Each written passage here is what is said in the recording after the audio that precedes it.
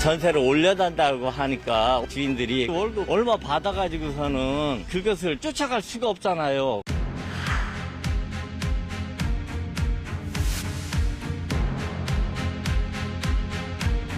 부동산 정책의 목표가 무엇인지가 먼저 설정이 되어야 된다고. 누구는 이사를 엄청나게 다니면서 그 비과세를 계속 받고 있어요.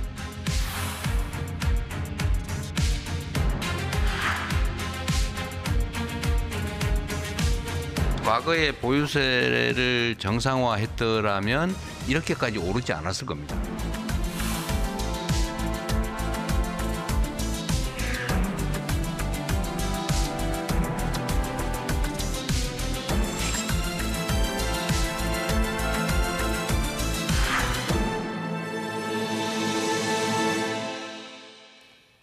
예, 집값은 좀처럼 잡히지 않고 전세와 월세 시장도 불안합니다. 집을 가진 사람은 세금 걱정, 대출 걱정에, 또 집이 없는 사람은 내 집 마련의 꿈이 더 멀어질까 한숨만 내쉬고 있습니다.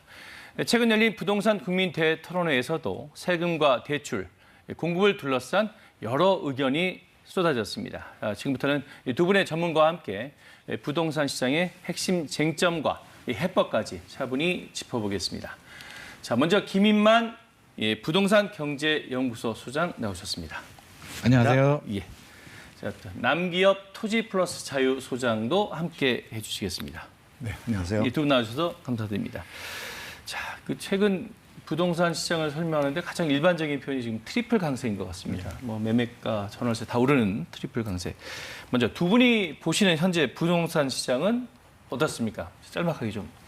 네, 저는 이재명 정부 집권 1년이 넘었잖아요. 예. 네, 근데 종합대책은 아직 나오지 않았죠. 그래서 지금 보면 작년 10월 15일 날 토지거래 허가제를 서울시 전역, 경기 일부, 경기도 상당 부분 이제 들어갔는데 그것의 규제 그 부작용이라고 할까요? 규제 부작용. 예, 예. 규제의 부작용이 생겨난 거라고 저는 생각하는데 1월 말에 대통령께서 굉장히 강하게 부동산 불로소득 공화국을 탈출하겠다 이렇게 하고 양도세, 다주택 중과 유예를 이제 종료하겠다라고 해서 이제 이 정부가 제대로 하려나 보다라고 하는 생각 때문에 아마 시장에서 그게 좀 어느 정도 받아들여져서 일부 조정이 일어났는데 예. 그 이후에는 정부가 정말 그렇게 할 건가라고 하는 의문이 들기 시작했고 예. 그리고 이제 대책이 되게 미뤄지니까 이게 토어제가 굉장히 부작용이 있는 제도거든요. 뭐 불가피하게 했다고 이해할 수 있지만 그래서 대책이 잘 안 나오고 정부의 그 근본적인 대책이 이게 안 나올 것 같으니까 지금 이제 전세, 월세, 매매가까지 올라가는 그런 지금 상황으로 보입니다. 정부의 정책이 부동산 시장으로부터 불신받고 있다. 약간 뭐 그런 말씀인 것 같아요. 예, 시장 간략하게 지금 시장 어떻게 보십니까? 남기업 소장님이 말씀하셨듯이 올 봄에 잠깐 조정이 되긴 했는데요. 예. 대책이 뭐 안 나와서 뭐 미흡해서 조정이 됐다라기보다는 그러니까 뭐 일부 양도세 중과세 되니까 받아들였구나가 아니라 5월 9일이라는 데드라인이 있었기 때문에 합리적인 선택, 팔아야 되는 분들은 5월 9일 전에 파는 게 유리하기 때문에 그 금매가 나오면서 잠깐 조정이 된 거고 구조적으로 저는 달라진 건 없고요. 지금 정부의 뭐 규제라고 한다면 결국에는 다주택자, 이제 비거주 1주택자도 이제 규제를 할 거고 초고가 주택에 대한 규제하는데 필연적으로 발생하는 부작용이 집주인들을 때리면 세입자한테 전가되죠. 세입자한테 전가되니까 전월세 난이 생기는 거고 전월세 난이 생기니까 30대 무주택자들이 외곽 지역에 집을 사면서 지금 서울 상승을 주도하고 있기 때문에 트리플 강세는 뭐 구조적인 입주 물량 부족도 있습니다만 정책의 부작용도 있다는 말씀 드리고 싶습니다. 알겠습니다. 자, 토론에서 나온 대통령 발언을 보면 그 향후 정책 방향을 좀 짐작을 할 수 있을 것 같은데요. 좀 요약하면 뭐 이런 것 같습니다. 자, 보유세는 강화한다. 그리고 전세 대출을 비롯한 대출 규제는 더 조이되 다만 청년, 신혼부부 등에 대해서는 조금 그 핀셋 지원을 한다. 네. 그리고 똘똘한 한 채 현상은 심각한 문제다. 뭐 이렇게 좀 요약할 수 있을 것 같은데요. 그럼 먼저 보유세 부분부터 좀 논의를 해보겠습니다. 남 소장님은 보유세를 강화해야 한다는 입장이신 거죠? 예, 제가 막 가장 포괄적으로 보유세를 강화하되 뭐 지금 이제 우리 대통령께서 발언한 걸 보면 초고가에 집중하고 예. 또 비거주에 집중하고 그다음에 실거주는 좀 봐주겠다라고 하는 건데 예, 예. 저는 보유세는 보편적으로 강화하는 것이 맞다. 보유세는 보편적으로 강화하는 것이 맞다. 예. 예, 예. 왜냐하면 이제 지금까지 보면은 그 1주택은 굉장히 그 양도세도 많이 봐주고 그다음에 종부세도 오래 들고 있으면 80%까지 감면을 해줬거든요. 예. 그게 바로 똘똘한 집 한 채에 한 채 이제 원인이 됐고 강남에 이제 수요가 몰리고 한강벨트에 몰리는 그 원인인데 다시 초고가나 아니면 비거주에는 중과하고 거주에는 봐주게 되면 이제 실거주하는 똘똘한 한 채 이 현상이 나타날 가능성이 있고 실거주가 왜 문제냐면 그것만 봐주면 왜 문제냐면 과거에는 그냥 1주택만 봐줬는데 예. 그렇게 되면 자기가 직접 들어가서 살지 않아도 되거든요. 예. 실거주만 봐주게 되면 들어가서 살아야 돼요. 그렇게 되면 이제 전세 월세의 공급 부족 문제도 같이 예. 드러나기 때문에 예. 저는 똘똘한 한 채를 막기 위해서는 보유세는 보편적으로 강화하려면 보편적으로 강화해야 한다. 이렇게 예. 말씀드릴 수 있습니다. 교수님 어떻게 보십니까? 보유세 강화. 보편적으로 강화해야 된다는 점은 좀 공감을 합니다. 예. 우리나라 이제 실효세율이 낮은 건 종부세가 낮은 게 아니라 재산세가 낮은 거죠. 하위 예. 구간들이 워낙 낮게 받고 있기 때문에 전체적으로 OECD 평균에서 낮게 나오는 거지. 그러면 하위 구간을 올리려면 이제 조세 저항이 더 커지니까 정치적으로 못 하는 거고요. 1주택을 말씀하셨는데 똘똘한 채를 만든 건 정책의 부작용이죠. 다주택자 규제를 하니까 문재인 정부 시절에 이제 예. 내가 사는 집 하나만 가지고 있어야겠다. 아니면 비거주 1주택이라도 언제든지 내가 들어갈 수 있다든지 아니면 대한민국에서 자유경제주의에서 불안하니까 집 하나 가지고 있다가 여차하면 자식한테 줄 수도 있고 한 채는 가지고 가야 된다. 그래서 예. 이제 보호를 하는데 이걸 이제 필수적 개념으로 봐야 되거든요. 집 하나는 그냥 내가 노력해서 평생의 노력해서 하나 살 수 있는 부분이어서 그동안에 보호를 하고 세제 혜택을 줬는데 예. 그 부분에 대해서 칼을 댄다는 게 결국에는 꼬이는 거잖아요. 비거주 주택 규제하니까 실거주로 가게 되면 실거주도 규제해야 된다고 얘기해 버리면 그러면 정부가 공공임대를 한 1,000만 원을 지어서 전 국민한테 다 나눠주면 해결될 문제인데 국가가 공공임대를 지어주는 세금을 국민이 돈을 주고 사서 1주택은 주거 안정을 취하고 있고 적당한 세금을 내는데 그 부분에 대해서 너가 투기의 관점으로 집 가지고 있는 게 문제야라고 하면 아니 그러면 다 전세로 가라는 건지 뭘 하라는 건지 그래서 저는 1주택을 건드리는 거는 선을 넘었다고 생각합니다. 예, 알겠습니다. 이 보유세 관련해서는 우리 대통령의 발언도 있었습니다. 직접 들어보고 가시죠. 예. 통상적인 선진국 수준으로 좀 하려도 한 3배는 올려야 된단 말이에요, 최하. 지금 3배를 올리면은 아마 거의 폭동 비슷한 상황이 벌어지지 않겠어요? 그러니까 지금 대통령 우리 그 발언을 좀 보면 보유세 강화가 쉽지는 않겠지만 이 정치적 손해를 보더라도 대비는 하겠다 이런 말씀하셨거든요. 그러니까 보유세 인상 의지는 분명히 한 것 같아요. 네. 그러니까 인상은 결정된 것 같고 그러면 이제 범위와 차등 범위 이 정도만 남은 것 같습니다. 예. 어떻게 보십니까? 뭐 보유세 인상은 우리 다 공감하는 내용이고 OECD 대비 우리가 보유세 부담이 낮고 우리가 못 살던 시절에는 이제 달랐잖아요. 못 살던 시절에는 보유세 감당 능력도 안 되고 개발 이익이 많이 발생을 했기 때문에 양도세 비중이 높고 보유세가 낮았는데 이제 시대가 달라졌기 때문에 보유세를 올려야 된다는 측면에서는 국민들이 다 공감을 할 겁니다. 그렇다면 그동안 높았던 취득세와 양도세는 내려줄 것인가에 대한 답을 지금 주지 않았기 때문에 시장에서는 여전히 의문을 가지고 있는 거고요.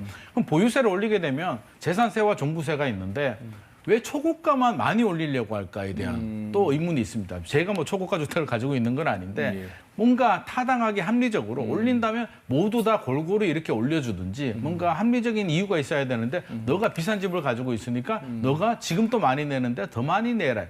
그래서 전체 평균을 끌어올려라고 한다면 학교 다닐 때 공부 잘하는 친구가 있는데 나머지 친구가 공부 못하면 반평균이 낮거든요. 평균을 올리려면 전체적으로 올려줘야 되는데 지금은 초고가가 특히 타겟이 돼서 올린다고 하니까 정치적 손해를 감수한다면 저는 전체를 다 올려야 된다고 생각합니다. 예. 지금 아마 우리 지금 이 프로그램 보시는 시청자분들 경우가 많으실 것 같은데 뭐 이런 경우일 것 같아요. 예를 들어서 지금은 은퇴해서 일정한 소득이 없는데 지금 은퇴해서 근데 수십 년 전에 이제 산 집이 뭐 집값이 많이 올라서 고가 아파트가 됐다. 그러니까 집은 비싸지만 지금 난 세금 낼 돈이 없다. 이런 은퇴자들 많으실 것 같아서 이런 분들에 대해서는 배려가 필요한 거 아닙니까? 예, 배려가 지금 제도가 있긴 하죠. 있습니다. 예, 이제 예. 과세 이연 제도라고 해서 예, 예. 이제 1주택에 한해서 이제 상속이나 처분했을 때 내라. 지금 이제 소득이 부족하면. 근데 그 과세 이연 제도를 좀 더 확장할 필요가 있을 것 같아요. 1주택뿐만 아니라 다주택도 그 선택할 수 있도록 하고 예. 그리고 이제 연령이 아마 65세 이상일 겁니다. 근데 예, 아마 예. 그것도 연령을 좀 낮춰주고 또 유연하게 적용할 필요가 있다고 생각이 되고요. 좀 전에 저는 우리 김인만 소장님 말씀에 동의하면서 제가 덧붙이고 싶은 게 예. 다 같이 이 재산세나 종부세를 다 같이 올리자. 근데 정치적 부담이 분명히 있죠. 우리 대통령은 그걸 이제 폭동이라는 말로 표현을 했는데 그래야 사실 보유세, 실효세율이 올라가거든요. 그러니까 초고가만 올린다고 해서 실효세율이 결코 올라가지가 않아요. 아주 조금밖에 안 올라가요. 그런데 이제 조세 저항을 극복하는 방법도 이미 많이 제시돼 있어요. 예컨대 저 같은 경우는 이제 재산세와 종부세를 같이 서서히 그것도 한꺼번에 올리는 게 아니라 장기적으로 서서히 올리고 세수 순증분이 있지 않습니까? 예. 세수 순증분을 예컨대 기본소득의 재원으로 한다라고 하면 사실 재산세나 종부세는 집이 있는 사람이 내는 거예요. 그러니까 집이 없는 사람은 해당 사항이 없기 때문에 사실 관심이 없어요. 근데 기본소득으로 하게 되면 모두 다 받지 않습니까? 예. 그러니까 적극적 지지자가 많이 생기죠. 그래서 저희 연구소에서 이제 시뮬레이션을 해보면 90% 정도의 가구가 혜택이 더 많아요. 또 그것뿐만 아니라 예를 들어서 그 세수 순증분을 주택 가격이 높기 때문에 굉장히 손해를 보는 되게 힘들어하는 청년들, 신혼부부들에게 그 세수 순증분을 공공임대주택 공급하는데 하겠다라고 하면은 양해가 될 것 같아요. 예, 정책 수용도가 예, 생길 것 예, 같아요. 예. 이런 방법으로 풀어가야지 예. 초고가만 특별히 거기만 올리겠다. 이거는 좀 예. 피하는 게 좋겠다 저는 생각이 듭니다. 그런데 이제 보유세 관련해서 가장 큰 비판이라고 해야 될까요? 뭐 이 부분이 아닐까 싶은데, 그러니까 자 참여정부와 문재인 정부 때 도입했다가 사실상 실패했다, 집값이 오히려 폭등했다. 그런데 왜 또 도입하려 하느냐? 뭐 이런 지적이 제일 많은 것 같습니다.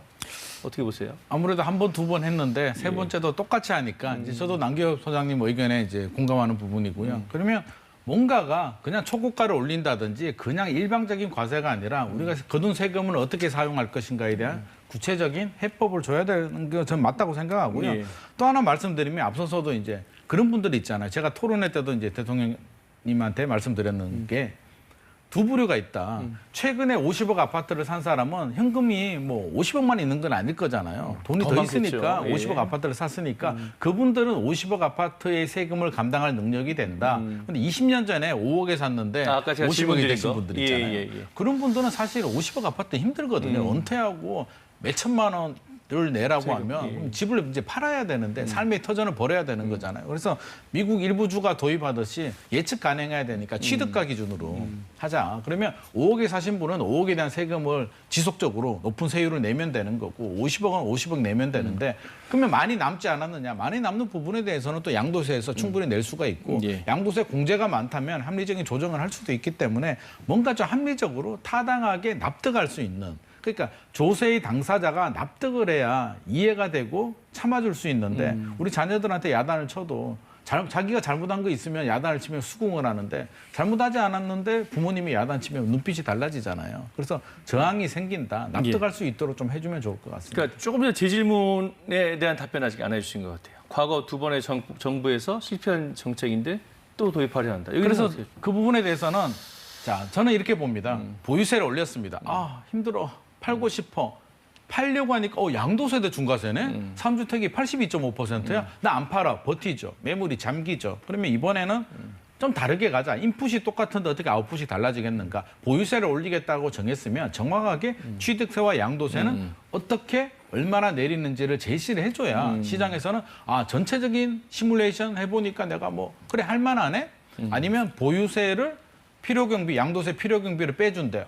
그러면 내가 내고 나중에 뭐 공제 받으니까 괜찮겠네. 이런 합리적인 선택을 할 수 있도록 대안을 제시해 줘야 예, 답변을 맞습니다. 좀 드리면 예, 예. 참여정부 때도 보유세 강화를 했고 문재인 예. 정부 때도 했거든요. 예. 근데 그 두 정부의 실패에서 교훈을 얻어야 된다고 생각하는데요. 예. 참여정부는 2005년 연말에 보유세 강화가 제대로 입법화가 돼요. 예. 근데 3년이 지난 거거든요. 2003년 2월에 출범을 했으니까 예. 3년 거의 가까이 돼서 이제 제대로 된 법안이 통과가 예. 됐는데 예. 그때 당시에 보면은 이제 한나라당으로 정권이 넘어갈 거다라고 하는 분위기가 지배적이었고 한나라당은 종부세나 뭐 재산세나 이런 거를 보유세 강화를 후퇴시킬 거라고 하는 것을 공공연하게 얘기했기 때문에 예. 이 정책이 지속 가능하지 않을 거다라고 하는 시장의 신뢰. 그러니까 참여정부에서 배울 거는 정책의 지속 가능성. 그다음에 집권 초기에 해야 된다라고 하는 거. 아. 그다음에 이제 예. 그 문재인 정부에서는 좀 이상한 방법으로 1주택은 봐주고 다주택자들은 중과하고 또 임대사업자로 등록하면 또 종부세 빼주고 굉장히 정책의 실패 요인이 굉장히 강했거든요. 그러니까 제가 말씀드린 보편주의로 가야 되는데 보편주의가 아니라 갈라치기를 했어요. 그러니까 좀 용감하게 하지 못한 거죠. 그래서 두 가지를 동시에 이제 극복할 수 있는 이 경험을 실패 경험을 극복할 수 있는 거로 해야 되는데 지금 이재명 정부도 좀 약간 불안합니다. 예, 그런 면에서. 알겠습니다. 예. 자, 대출로 좀 넘어가 볼게요. 지금 토론회에서도 뭐 청년 신혼부부들 뭐 실수요자들에 대해서는 대출 규제를 좀 풀어달라, 좀 예외를 적용해달라 이런 건의가 많았던 것 같습니다. 그래도 가장 관심을 받았던 건 이 대목이었던 것 같은데요. 직접 한번 들어보시죠. 전세 대출이 집값 폭등 또는 이 높은 집값 유지의 주 원인이기 때문에 이거를 확장을 하는데 좀 신중해야 된다. 더 추가하는 또는 이미 있는 것도 조금 엄격하게 제한해 나가야 된다라는 이 양 입장이 있어요. 유주택자인데 그 사람이 딴 데 전세 얻는 거에 대해서 굳이 대출을 해줘야 되나? 라는 생각이 드는 거죠. 여러분들 어떠세요? 자, 한마디로 전세 대출을 너무 쉽게 내주는 바람에 집값이 올라갔다. 뭐 이런 주장이신 것 같습니다. 자, 여기에 대해서 두 분 좀 동의하시는지 궁금합니다. 반은 동의하고 반은 동의하고 반만 동의하신다. 예, 예. 네. 왜냐하면 전세 대출이 이제 문제 있는 건 맞죠. 2009년 MB 정부 때 도입을 했는데 뭐 취지야 서민 주거 안정이었는데 결과적으로 전세 가격이 많이 올라갑니다. 집주인 또 누울 자리를 보고 다리를 뻗는데 세입자가 뭐 돈이 없는데 2년 동안 그때는 이제 2년이었죠. 최단 존속 기간이 지금은 이제 2+2가 됐습니다만. 아니 뭐 올려도 500, 1000 정도밖에 못 올리잖아요. 2년 동안 세입자가 뭐 매덕을 벌 수는 없으니까. 예. 근데 전세 대출이 시행이 되니까 5천만 원 1억 올려줘. 저 돈 없는데요. 은행 가보세요. 저리 대출 해줍니다라고 해서 전세 가격이 폭등하게 되고 문재인 정부 시절에 마침 집값이 올라갈 때 그게 맞아 떨어지면서 갭 투자가 굉장히 성행하고 다주택자로 규제할 수밖에 없는 상황이 됐는데요. 그러니까 집값 상승의 원인은 지금 이제 그 당시로는 맞다. 그렇습니다. 예, 근데 예. 지금 상황을 보게 지금 되면 상황. 이제 예. 다주택자들도 줄고 많은 분들이 이용을 하고 있고 역설적으로 강남은 전세가율이 30%밖에 되지 않습니다. 근데 지방으로 가면 전세가율이 80, 90%인데 집값이 안 오릅니다. 그러면 결국에는 서울 집중화, 서울에 사람들이 많고 공급이 부족하기 때문에 집값이 올라가는 구조인데 전세 대출만 규제한다고 해서 이 문제가 해결될 것인가? 오히려 신혼부부들이 굉장히 고통을 받죠. 전세 매물도 없어지게 되고 전세 가격이 올라가는 와중에 대출도 안 나오게 되면 나는 외곽이나 스리룸 갈 사람이 그냥 투룸, 원룸으로 가야 되는 것인가? 그러면 결국 30대 청년들 세대들이 불만이 굉장히 커질 수 있기 때문에 이 부분에 대해서는 저는 한 번 더 생각을 해야 된다고 생각합니다. 남수님, 전세 대출. 예, 전세 대출은 선의로 포장이 돼 있는데 결국엔 집값 상승의 중요한 원인이 됐다고 저는 보고 있어요. 그러니까 08년도에 들어왔거든요. 이명박 정부 때 들어왔는데 그때 2008년도에 0.5조 원의 전세 대출 잔액이 생겼는데 참여정부 문재인 정부 때 보면은 21년도에 180조 원의 전세 대출로 늘어나요. 예. 그러니까 전세 대출이 늘어나니까 그때 2010년대에 나온 말이 갭 투기, 갭 투자라는 말이에요. 예. 사실은 전세를 끼고 사는 것이 일반적인 형태였는데 갭 투기, 갭 투자라는 말이 나온 이유는 갭이 전세가와 매매가의 간극이 좁아졌다는 얘기거든요. 예. 그러니까 전세가가 끌어올리니까 대출을 계속 해주기 때문에 끌어올리니까 근데 매매가도 같이 끌어올리는 현상. 또 우리 그 박근혜 또 문재인 정부 때 보면은 보증 보험까지 이제 나오고 열심히 또 홍보까지 했어요. 그러니까 보증 보험 하면은 결국에는 안 갚으면 국가가 대신 갚아주는구나라고 하는 것을 이제 인식하게 됐거든요. 예. 이러면서 전세 사기가 들어왔어요. 예, 예. 그래서 이것을 갑자기 확 줄이는 건 어렵지만 대통령께서 말씀하신 것처럼 서서히 줄여나가는 것이 필요하다. 이걸 200조 원 가까이 되는 전세대출 잔액이라고 하는 건 사실은 다주택자들에게는 무이자 대출하고 똑같은 거거든요. 예, 자기가 이자는 안 내. 예, 근데 대출 받은 거하고 똑같기 때문에 서서히 줄여나가는 것이 저는 이제 당연한 방안이다. 서서히 생각합니다. 줄여나가자. 선대출. 예. 서서히가 이제 얼마가 서서히인지는 모르겠는데 저는 궁극적으로는 이제 집주인 입장에서 생각을 해보게 되면 항상 나의 이익을 위해서 최선의 선택을 하는데 지금 전세 제도가 메리트가 없습니다. 전세금 받아서 재투자하기도 힘들고 은행에 넣기도 그렇고 주식하기도 그런데 이제 대출 이자가 안 나오면 상승률도 더 떨어지겠죠. 그럼 월세 전환이 아마 굉장히 빨리 될 겁니다. 정부도 월세 전환을 전세는 뭐 비정상이다.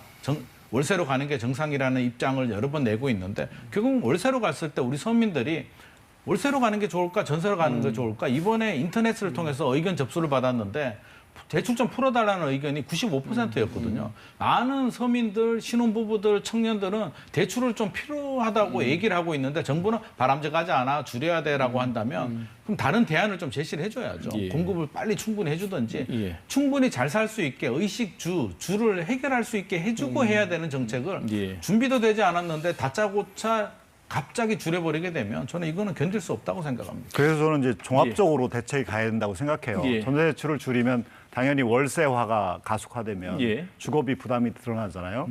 공공임대주택을 꾸준히 늘리는 거죠. 예. 그리고 전세를 흡수할 수 있도록 공공주택, 분양주택을 저렴하게 또 예. 로또가 과도하게 생기지 않도록 예. 하는 분양주택을 전세를 흡수할 수 있는 주택 또 월세를 흡수할 수 있는 공공임대주택을 꾸준히 늘림과 동시에 전세 대출도 조금씩 줄여나가겠다. 이렇게 종합적으로 접근을 해야 된다고 생각해요. 그러니까 하나만 보면 안 된다고 그게 생각해요. 이론적으로는 굉장히 아름다운데요. DJ 정부 때도 계속 공공임대 100만 호, 저 아직도 기억이 나는데 한다고 했는데 안 되고요. 우리 앞 코너에서도 이제 초과세수 얘기가 나왔잖아요. 초과세수가 뭐 얼마인지는 제가 못 들었는데 초과세수 얘기 중에 공공임대 아파트 짓는다는 얘기 전 못 들었거든요. 그 말씀이 맞다면 초과세수의 절반은 공공임대 짓는 데 투자를 해야 될 것 같습니다. 예, 알겠습니다. 자, 공급 얘기 좀 넘어가 보겠습니다. 지금 두 분 주택 공급 얘기하셔서 뭐 공급 필요성에 대해서는 뭐 두말할 필요 없을 것 같아요. 다 동의를 하실 것 같고. 네. 하지만 해법은 좀 다 다른 것 같습니다. 대통령은 토론회에서 재개발, 재건축이 주택 수를 크게 늘리지 못했다. 이렇게 정부 측 입장을 얘기를 해줬고 토론회 직후에 오세훈 서울시장은 바로 아니다. 실제로 크게 늘어난다. 대통령의 편견이다. 이렇게 지금 반박을 했습니다. 이게 부동산 문제가 약간 정치 쟁점화 되는 거 아니냐. 뭐 이런 느낌마저 주는데 어떻습니까? 실제로는 이 재건축, 재개발 주택수 크게 늘어납니까? 안 늘어납니까? 서울시 발표, 공식 발표는 31만 호를 착공해서 공급하겠다는 거죠. 그러니까 22만 호가 멸실된다고 해서 9만 호, 약 9만 호가 이제 증가한다고 그렇게 발표를 했어요. 예. 제가 확인한 발표는 그건데, 근데 이제 한국도시연구원의 이원호 연구원이 이제 연구해서 발표를 했는데 멸실되는 주택을 가만히 보니 그 안에 구분이 이렇게 등기가 집이 하나지만 그 집 안에 여러 가구가 5가구가 사는 다가구 주택이 있다는 거예요. 예. 그것까지 반영하면 30만 8천 세대가 살고 있다. 예. 그렇기 때문에 실질적으로 증가하는 호수는 2,000호 정도에 불과하다는 거죠. 근데 이제 재개발 재건축은 해야 되겠죠. 당연히 예. 해야 되는데 저는 속도를 조절해야 되고 이주 소요가 생기기 때문에 이주 소요가 갑자기 늘어나게 되면은 이것은 전월세 상승으로 이어지지 않습니까? 예. 전월세 상승은 다시 또 매매가 상승으로 이어지고 예. 저는 서울시가 이거를 또 의도한 게 아닌가라고 하는 의심이 들 정도예요, 사실은. 예, 그래서 이게 순증 효과가 별로 없다. 그리고 신중하게 해야 되고 순차적으로 해야 된다. 이렇게 말씀을. 자, 재개발, 재건축 우리 남 소장님은 순증 효과가 별로 없다. 우리 김 소장님. 순증 효과를 단순히 주택 수로만 따져서 그렇죠. 다세대, 뭐 다세대 다가구, 연립, 뭐 비아파트가 있습니다. 그걸 멸실하고 새로 짓는 게 아파트인데 설문조사하면 아마 10명 중에 9명의 신혼부부들은 아파트를 원할 겁니다. 그러면 그걸 똑같은 주택의 1대1로 보게 되면 말씀하신 게 맞을 수도 있는데 원하는 아파트를 짓기 위해서는 서울에서는 다른 방법이 많지 않습니다. 그러면 재건축 재개발 저는 해야 되는 게 맞다고 생각하고요. 물론 부작용이 있습니다. 이주 수요도 나오고 멸실도 되고 뭐 서민 주거가 힘든데 그래서 김용보 정책실장님이 한 달 전이었나요? 닥치고 공급이라는 말씀했는데 저는 그게 정답이라고 생각합니다. 재건축 재개발만 하면 문제가 되는데 닥치고 공급이 뭡니까? 유유부지도 하고 비아파트 공급도 늘리고 재건축 재개발도 하고 그럼 재건축 재개발에서 멸실이 되면 비아파트 공급을 늘리는 데서 수요가 흡수가 될 수도 있고 이주 수요가 흡수가 될 수가 있기 때문에 닥치고 공급이 맞는 거지. 아니 이게 단순 숫자가 줄어든다고 해서 속도 조절하고 안 하면 지금 입주 물량이 왜 부족합니까? 10년, 15년 전에 속도 조절하고 구역 해제했는 부작용이 지금 나와서 이재명 정부를 가장 힘들게 하는 입주 물량 부족이 앞으로 한 5년 이상 지속이 될 텐데 과거에 재건축 재개발 속도 조절하고 안 했기 때문에 발생한 현상이거든요. 그래서 저는 닥치고 해야 된다라는 말씀 드리고 싶습니다. 제가 지난 토론에서 좀 관심 있게 들렸던 부분이 한 참석자가 뭐 이런 질문을 하더라고요. 그러니까 이재명 정부 5년 동안 민간 임대가 몇 호 지어질지 내용이 아예 없다.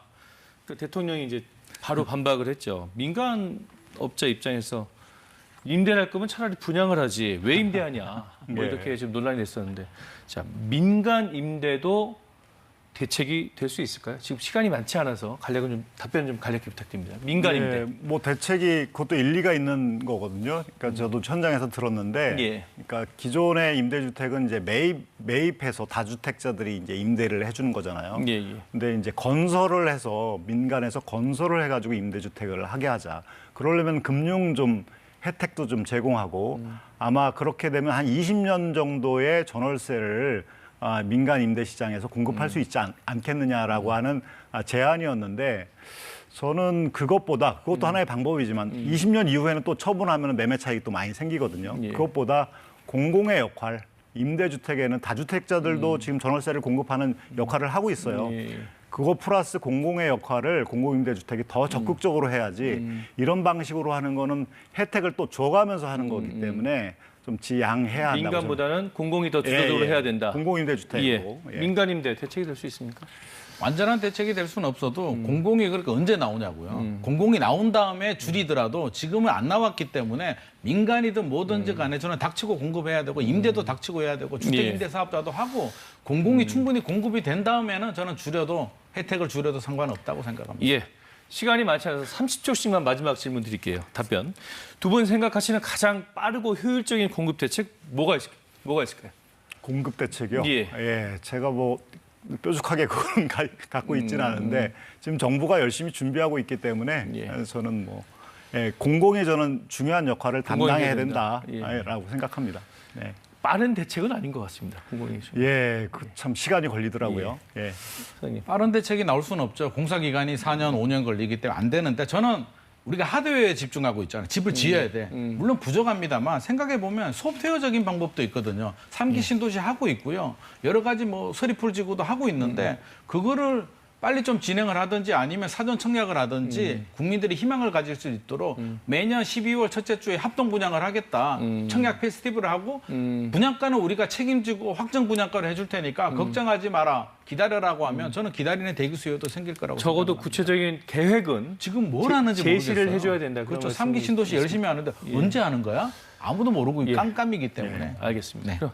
자, 오늘 말씀은 여기까지 듣겠습니다. 두 분 감사합니다. 수고하셨습니다. 자, 나라 살림을 어떻게 쓸 것인가, 또 부동산 정책은 어떻게 해야 하나. 자, 오늘 이뤄진단이 살펴봤던 두 가지 사안은 사실 모두를 만족시킬 수는 없는 그런 어려운 문제인 것 같습니다.